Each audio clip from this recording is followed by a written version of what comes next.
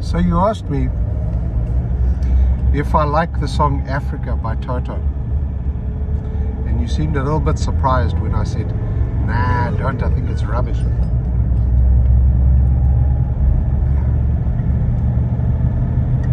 So I want to explain to you why, because I don't want you thinking I'm just a grumpy old dad who doesn't like anything. See, Africa is one of those songs that if you're African, you just know the words to. You know how it goes, you sing along when it comes on the radio. So yes, I know Africa, and yes, I sing along, and yes, I know the words. But no, I don't like it at all. And the reason is very simple, is that from beginning to end, pretty much, the whole song is absolute bollocks. It makes no sense. The lyrics, and we just sing along, and we never really think about what we're singing. But if you look at it, it really does make no sense at all. So I'm going to explain to you, line by line, why I don't like it, so you can see what I mean.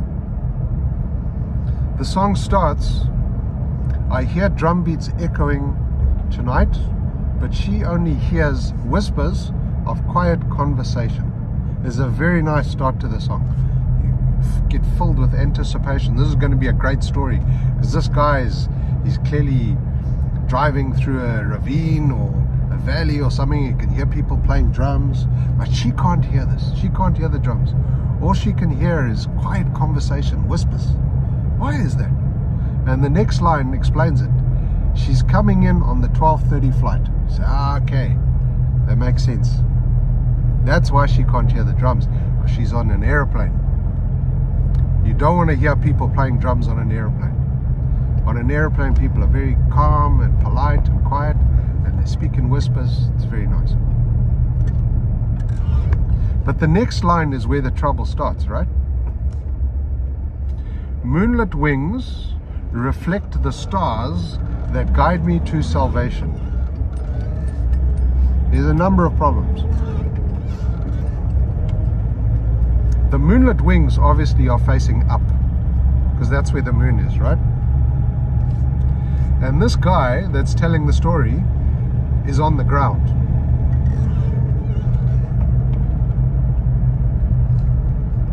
So if he's on the ground and he's looking up, he's going to see the bottom of the aircraft. He's not going to see the top of the wing where the moon is reflecting. So why bring it up? If he had said she can see the moonlit wings, that would make sense, because she's on the airplane. If she had a window seat and she was above the wing, she'll be able to see it. But he can't. The second problem is, it's just purely physics, right? If the wing is moonlit, you're not going to be able to see the reflection of the stars, because there's a whole bunch more photons flying from the moon to the wing than there is from the distant stars, so you just wouldn't see them. And the stars guide you to salvation. Salvation from what? Salvation from what? Or maybe salvation is a place. Maybe it's a place where the airport is, and he's on his way to a place called Salvation. I can't think of any city called Salvation in Africa myself. But anyway, even if there was, it's not the 17th century. Why are you using the stars to guide you? Just use your phone. Get on Google Maps, it'll tell you where to go. Easy. I stopped an old man along the way, hoping for some long forgotten words or ancient melodies. It's the middle of the night. We've established this.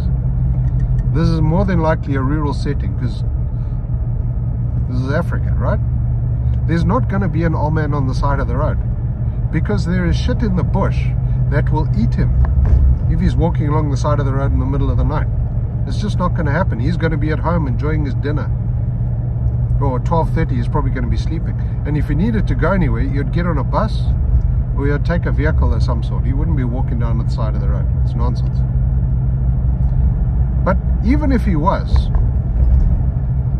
You're driving along and you just pull up alongside him and you stop him. He's going to assume the worst. And I know old men in Africa. If you do that, he's going to assume you have some sort of injurious intent upon his body. And so he's going to take to you with a stick and he's going to beat you. And if he doesn't beat you, if that doesn't happen, you're going to scare the shit out of him and he's going to leg it into the bush where he's probably going to get eaten and it will be your fault. But, let's just say there is an old man and you do stop and he doesn't run away or beat you. You just stop him and say, old man, tell me a poem or sing me a song. I am in need of ancient melodies. It's ridiculous. It's ridiculous. What are you doing, man? You're supposed to be going to the airport to pick up your friend that's flying in at 12:30. And in fact, the next line said, the old man turns to me and says, hurry boy, she's waiting there for you. The old man gets it. He knows the situation. Why are you fucking around, hassling me with these silly questions when you're going to be late to get to the airport to pick up your friend that's flying in at 12:30?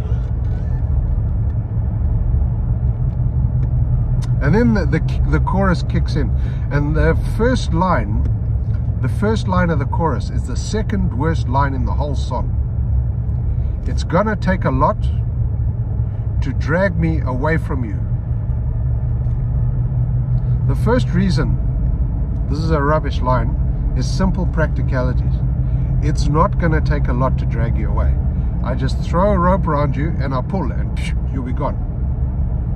Or if I wanted to drag you offshore from the shores of Africa, I'll just tie that rope to the back of a speedboat and he'll pull you. And there you go, dragged away from Africa. It's a ridiculous line. But the main reason why this is a rubbish line, it's going to take a lot to drag me away from you. This guy that wrote this song had never been to Africa. Never. He had never been there. He just decided to sit down and write a song called Africa and say, it's going to take a lot to drag me away from you. But he had never been there. I suppose, technically, if you've never been somewhere, you can't be dragged away from it. Rubbish line. It's going to take 100 men or more.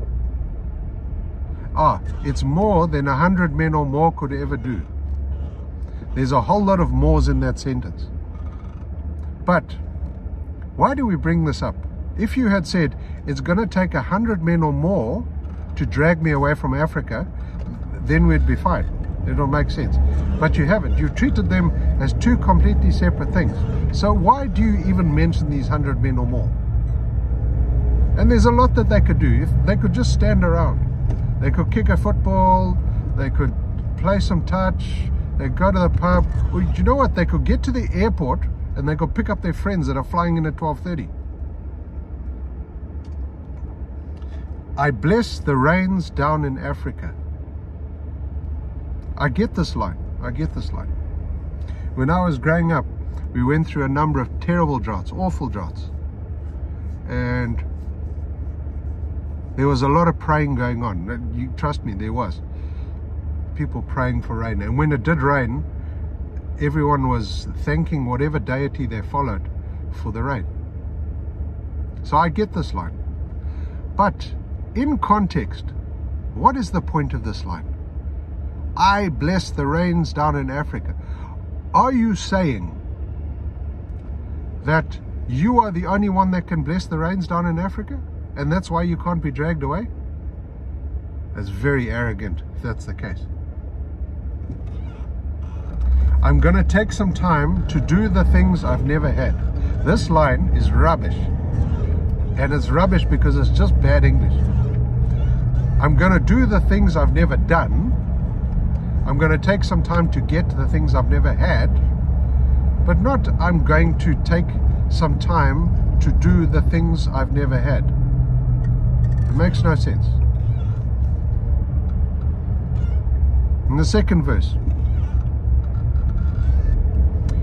while wild dogs cry out in the night, hoping for some solitary company. So let's ignore the fact that solitary and company should not live together in the same sentence. They are diametrically opposite. But when I was growing up, friends of our family owned a place called Chipangali, which is a wildlife refuge, and part of Chipangali was dedicated to the painted wild dog, which is endangered. And during the school holidays, I was lucky enough to work there several times in that area. So consequently, I know a little bit about the painted wild dog. And I can tell you that painted wild dogs do not cry out. They don't cry out. They have a very distinctive high-pitched yip.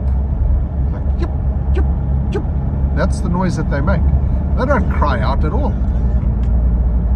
And painted wild dogs are a pack animal. They live in a pack of between 5 and 25 individuals. So they don't want to be solitary at all, hoping for some solitary. They don't want to be, it's their social structure. They want to be in the pack. Now there are occasions where a wild dog will howl or will bark. But when he does that, it's because he's in trouble. He's been attacked by something, he's been injured. He's in that situation, he doesn't want to be on his own at all. When he's crying out, he's calling for help. He wants his buddies to come and save him from whatever's causing him trouble. So he doesn't want to be solitary. It's rubbish. I know that I must do what's right. No, you don't know what's right.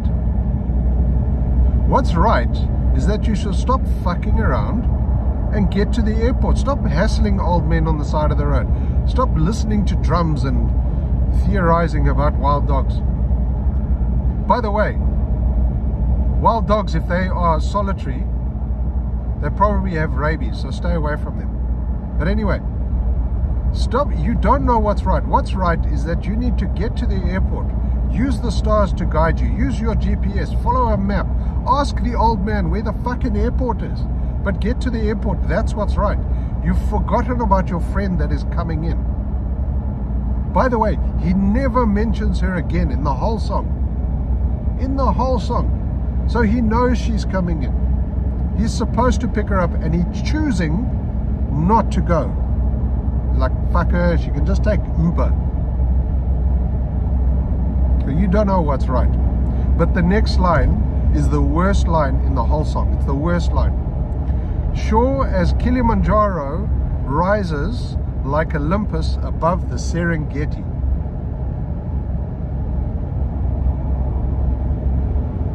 There are many things wrong with this. First of all, this is a simile. And a simile is a way of describing something using another thing to try and make it more visual or more tangible or esoteric or whatever. It's a creative writing thing, descriptive writing thing. So, my love is like a red, red rose, or he was like a man mountain. Those are similes. Those are good similes. This is not a good simile because Kilimanjaro is a mountain and Olympus is a mountain. And what you're saying is, let me describe this mountain using another mountain. It's a bad simile. It's just purely bad English. But also, Kilimanjaro is a cone-shaped volcano. And Olympus is a collection of peaks. There's about 50 of them. So the two things don't even look alike. They're not similar at all. They're nothing like each other. So how can you describe Kilimanjaro using the simile of Olympus? They're nothing alike. But the most heinous thing, Kilimanjaro rises above the Serengeti? What? Kilimanjaro is in Tanzania. The Serengeti is in Kenya. The two places are separated by a vast, vast distance. So Kilimanjaro cannot rise above the Serengeti. You can't see the Serengeti from Kilimanjaro. The only way you could see it is if you were on Kilimanjaro with your computer and you were looking at Google fucking Earth. Terrible line. I seek a cure that's deep inside, frightened of the thing that I've become. My friend, there is no cure for what you've become. You are terrible at geography. You know nothing about wildlife. You harass old men on the side of the road in the middle of the night. You're bad at English, and you neglect your friends who are currently sitting in the arrivals lounge at the Salvation Airport wondering how the hell they're going to get home. There is no cure for this. And yes, you should be frightened of what you've become. Because what you've become is somebody who inflicts this song on generations of people and decades, over decades, with your rubbish lyrics. That's what you've become, and you should be frightened of it. And then the song goes into repetition of the chorus, because the guy obviously realized that he was talking bollocks, or he'd run out of things that he had learned about Africa on the television. But by the way, he mentions several times, he says, "Hurry boy, she's waiting there for you." So he knows that he's not picking up his friend. He's choosing to do it. He's a wanker. So no, I don't like Africa by Toto, and this is why. I also don't like it because it makes me rant, and I'm too old to rant. I love you, my daughter.